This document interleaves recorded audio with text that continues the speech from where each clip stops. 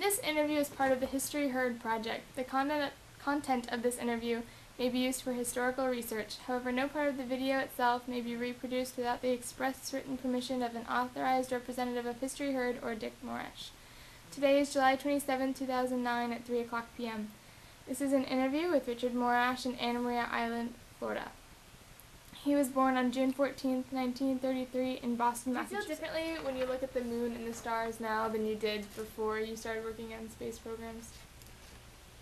Yeah, I think there's a different feeling. I think that, now you look at it once in a while and say, well, it's beautiful and romantic, and, you like to see a nice moonrise, and full moon looks great. But you look at it again and say, well, that's another piece of the Earth, or another orbiting body around the Earth, and it looks, we know a lot more about it now than we used to. It's not green cheese. What was the funniest memory that you have from working on the space program? Well, one day we had a real scare out on the launch pad, because we had sent a technician to get a pressure gauge. Everything had to be clean.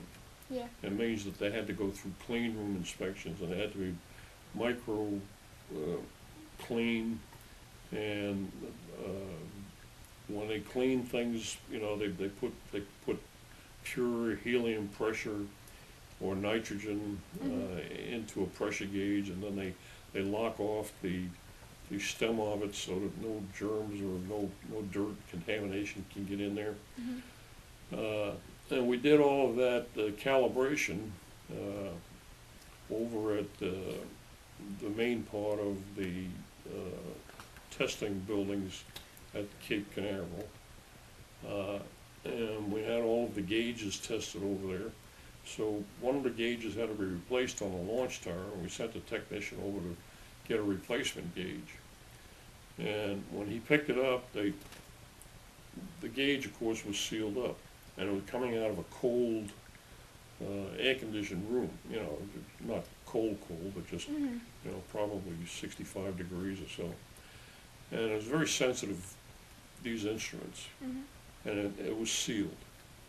So the guy who gave it to the technician said, okay, now keep your eye on that gauge there, and don't let it, if it gets hot in the car, don't let the temperature, the thing go over pressure, otherwise it'll break it.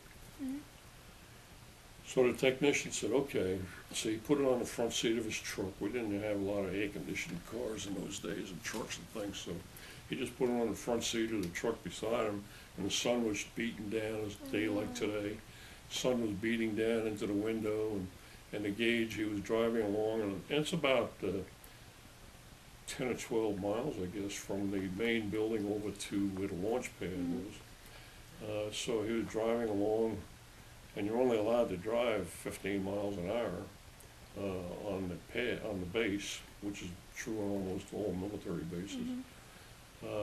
So he's driving along, and the pressure started to rise in the gauge, and the needle started to creep up, and he saw it was getting, it was probably like a pressure of 50 pounds per square inch it was allowed to go to, and it started off down around 15 pounds a square inch, and it started to go up and up and up, and he kept looking at it, and the higher the thing went, the faster he started to go. And he drove up to the gate of the launch pad, and the guard says, okay, stop there. He says, I can't stop. This is going to blow up any minute. So he drove right in past the guard, and the guards had a whistle, and they had called out the security people, had to go down there and grab the guy. He was afraid the thing was going to explode, and the guard thought he had a bomb in it, it was going to blow up. So that was pretty funny when you think back on it, but at the time it must have been scary. He was afraid that the gauge was going to blow up, and the guard thought he had a bomb in there. Oh no.